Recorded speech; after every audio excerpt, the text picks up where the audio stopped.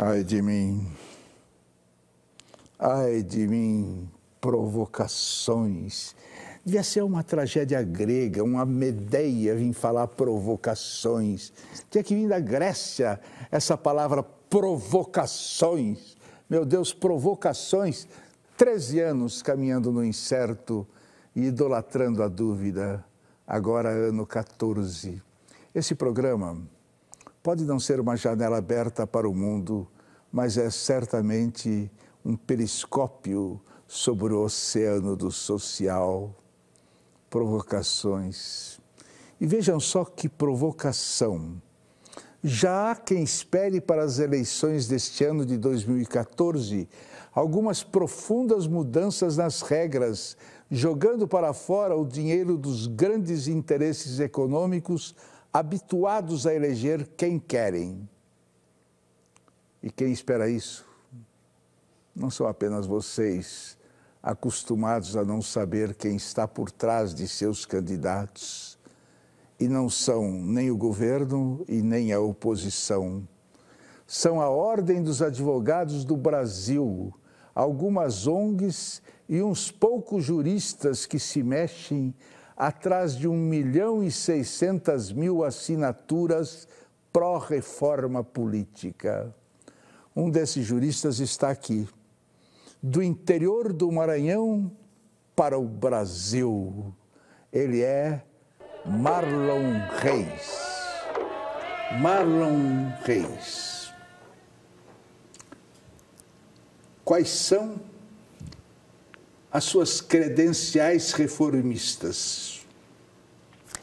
Eu diria que, junto com um grupo de pessoas abnegadas de diversas organizações, estou tentando transformar a realidade a partir da mobilização social. Não começamos a fazer isso agora.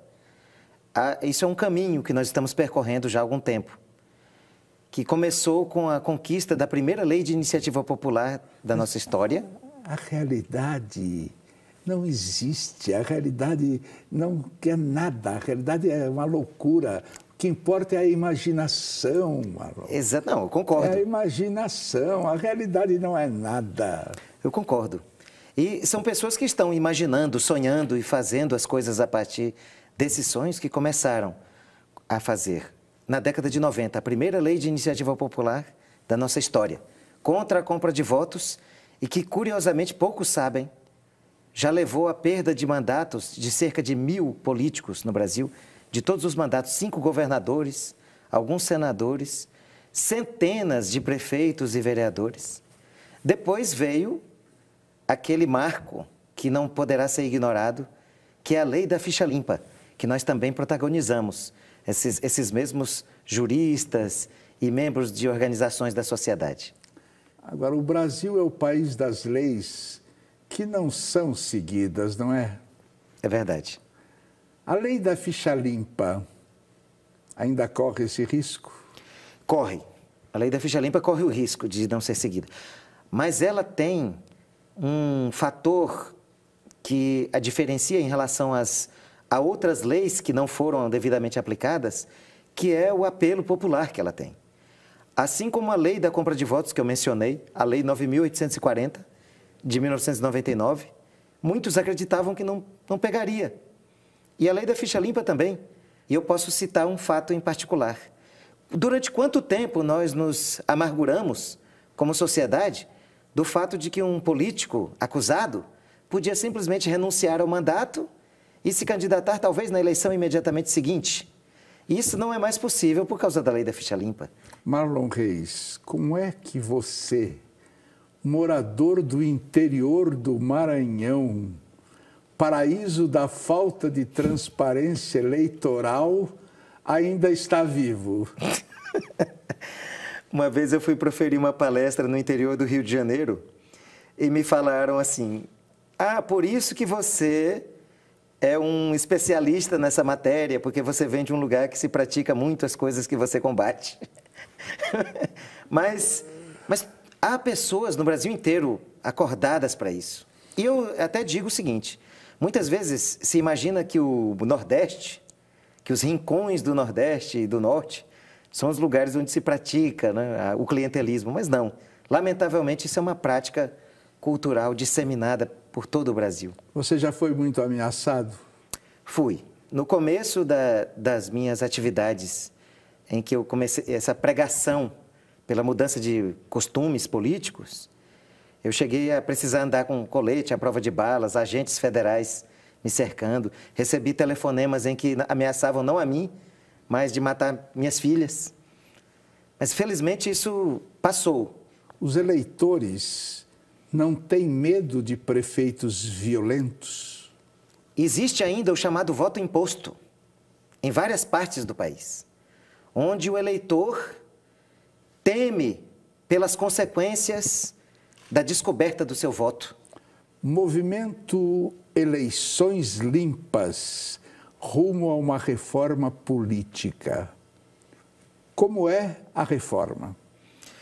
Nós estamos pensando, como eu tenho afirmado, coletivamente com a CNBB, a OAB, a União Nacional dos Estudantes, a Federação Nacional dos Jornalistas e muitas outras organizações, e concluímos juntos que nós precisamos, desde logo, afastar das eleições o poderio econômico das grandes corporações interessadas em dominar a máquina governamental, em dirigir o orçamento, não só da União, como dos estados e dos municípios. Então, esse é o nosso ponto de partida. Vocês sabem que vão perder, né? Vocês vão fracassar.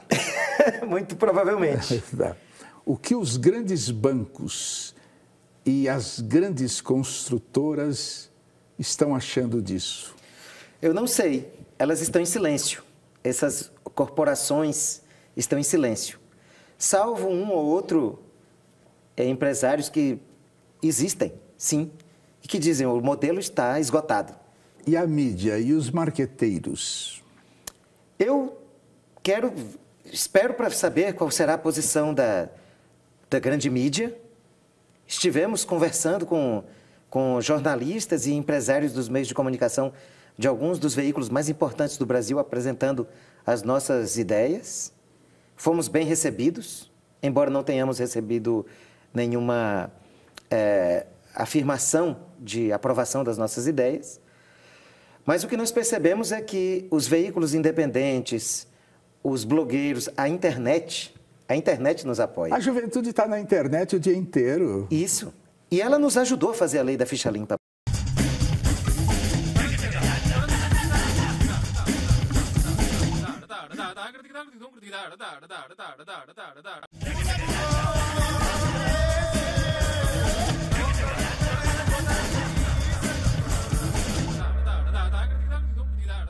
O que é mais grave hoje? O financiamento ou o sistema de votação? O sistema de votação que nós temos é tão ruim, porque é opaco, ele não permite que nós, eleitores, tenhamos uma ideia mínima do resultado daquele voto que nós concedemos para o parlamento, já que nós podemos perfeitamente votar em um candidato e eleger outro que não é do nosso conhecimento, às vezes que tem um pensamento absolutamente oposto àquele pregado pelo candidato que escolhemos inicialmente. E os políticos o que acham? Temos encontrado um comportamento refratário às nossas ideias. A verdade é que o Congresso Nacional não está preparado para mudança alguma no modelo político, nem no âmbito da Câmara dos Deputados e nem no âmbito do Senado. É bom afirmar, até por uma questão de justiça, que há parlamentares, sim, que defendem a mudança, mas são minoritários. Eleição de deputados em 2 turnos, como será isso? Eu escolho o partido que eu quero que tenha maioria partidária, que tenha maioria congressual. E depois eu volto à urna para realizar um outro valor que também é importante, que não pode ser esquecido, que é a escolha do candidato, do deputado. Então, no primeiro turno eu voto no programa, na bandeira, na ideia, e volto à urna, aproveitando essas mesmas etapas que já existem para o Executivo, para aperfeiçoar meu voto, definindo quem serão os defensores daquelas bandeiras que no primeiro turno eu defini como eleitor. Isso diminuirá o número de políticos, Isso diminuirá em 73,5% o número de candidatos. os candidatos. Nós tivemos quase 500 mil de candidatos nas eleições passadas. Agora, há 3 meses atrás, dizem que já havia 60 deputados federais apoiando a reforma, 10% da Câmara.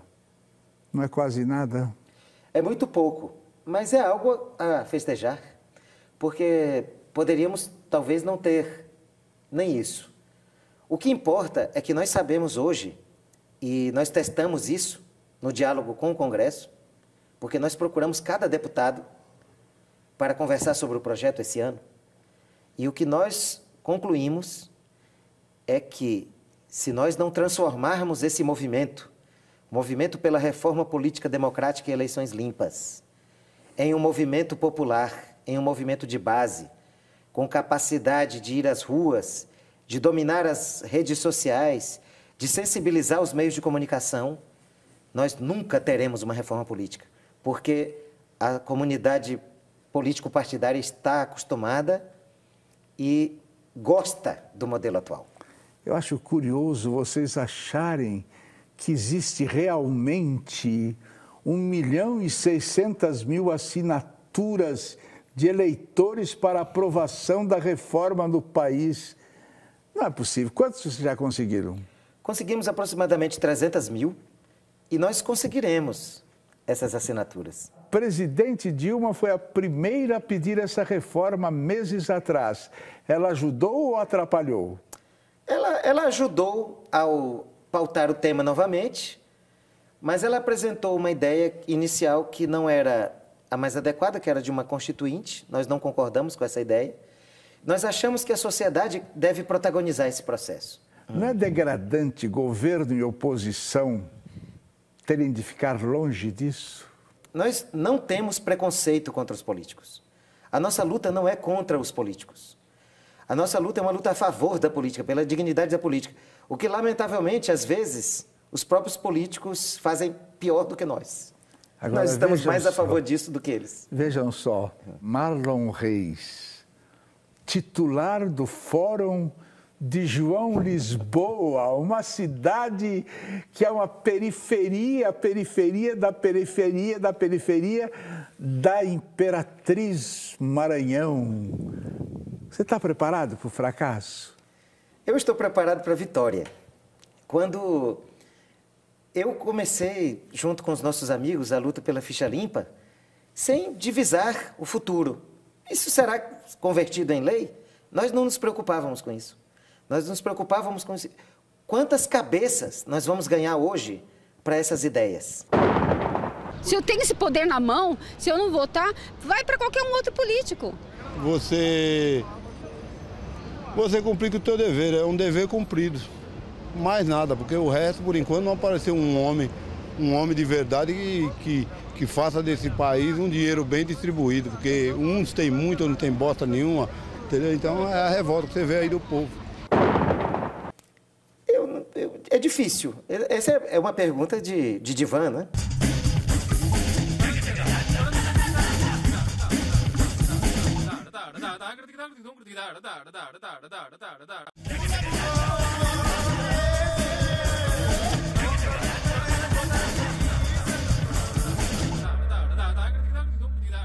Você acha que as pessoas não pensam que você vai se candidatar a alguma coisa?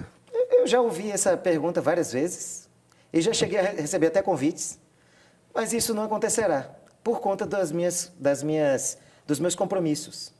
Não é porque eu acho que ser candidato seja algo ruim, seja algo feio. Não é a minha praia. Eu sou um juiz, eu sou um magistrado. Digamos que você... Me aposentarei como magistrado. E ainda falta muitos anos para que isso aconteça. Digamos que você fosse candidato, que você fosse eleito sob suas novas regras. Isso não curaria os teus males da alma? Não. Eu acho que meus males da alma são mais profundos do que isso. Quais são os teus males da alma? É difícil. Essa é uma pergunta de divã, né? Então, eu não poderia responder com tanta profundidade quanto mereceria, assim, de repente. mas eu posso afirmar que meus males da alma são muito mais profundos e mais doloridos do que esses. Aliás, honestamente, eu tive um trabalho muito duro, pessoal, de conquistar a posição que eu conquistei, de ser um magistrado no interior do Maranhão. Poderia estar na capital, não estou porque não me inscrevo, não desejo promoção, porque gosto de morar lá. Brinco com a minha esposa, que moramos em Imperatriz, embora a minha comarca seja João Lisboa.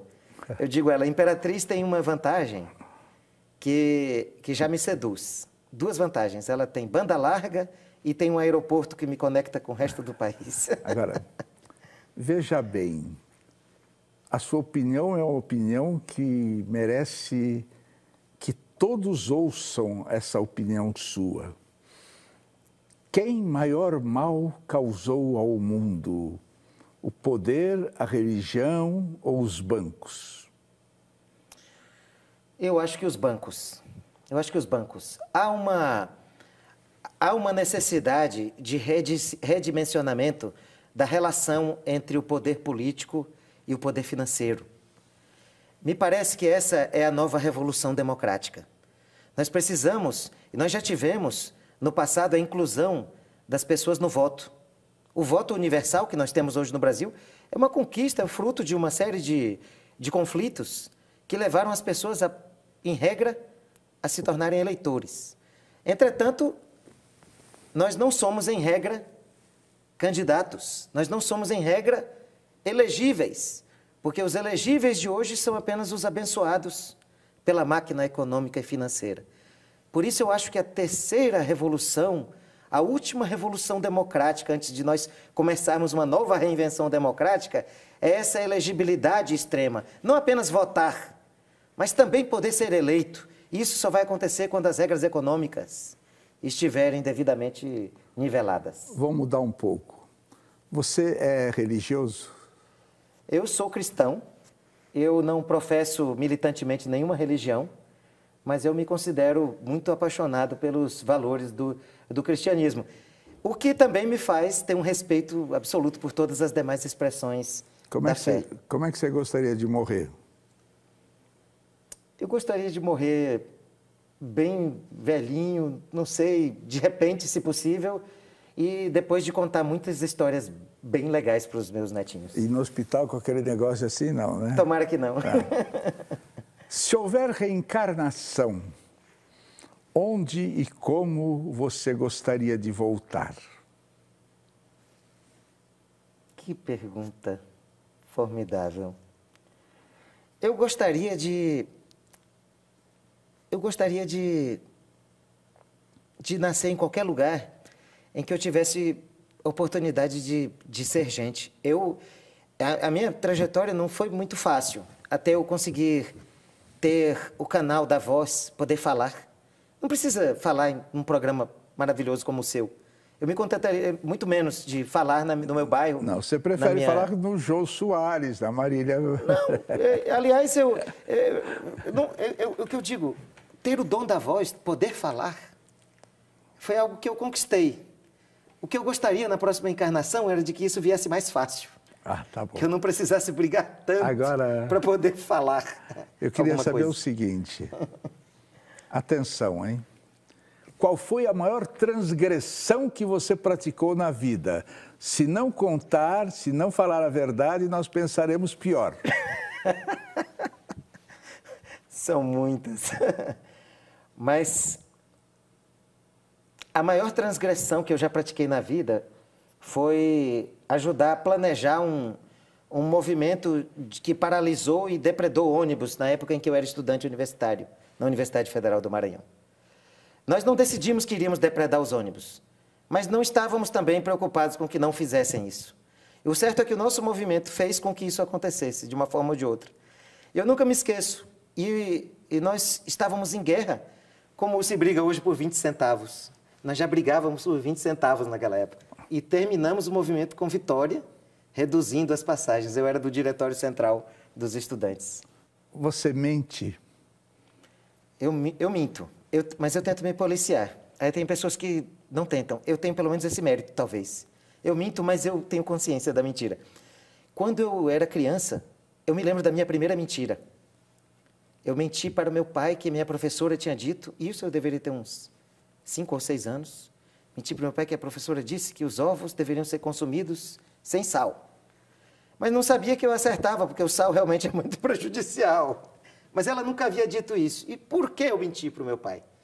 Mas isso me marcou muito, porque naquele dia eu mesmo fiquei, por que eu falei isso? Não havia necessidade. Então, desde muito pequeno, isso foi algo que me acompanhou. Pensar sobre a mentira. E é curioso, mas eu penso sobre isso bastante. É atrativa, né? Ela é atrativa. O que é que você tem lido? Olha, eu tenho lido... Eu estou lendo muitas coisas na área da política, do direito, por conta da minha profissão, da minha obrigação. Eu gosto de ler, eu gosto muito de tecnologia, então andei lendo algumas coisas sobre pessoas que andaram fazendo algumas revoluções nessa área, como a biografia do Steve Jobs, que era meio maluco e por isso mesmo vale a pena ser conhecido. E estou sempre lendo. Qual pergunta você gostaria que eu tivesse feito, mas eu não fiz? Já que você perguntou sobre algumas questões pessoais, era se eu amo alguém. Responda. Eu amo Ana Lucrécia, é a minha esposa. E foi uma trajetória difícil descobrir o amor. Passei por outros casamentos, outras relações tumultuadas, e foi a minha maior conquista. Mas o Mishima diz que o amor é horrível mesmo. Eu não sei, eu não acho. Agora, Marlon, para terminar, o que é a vida? A vida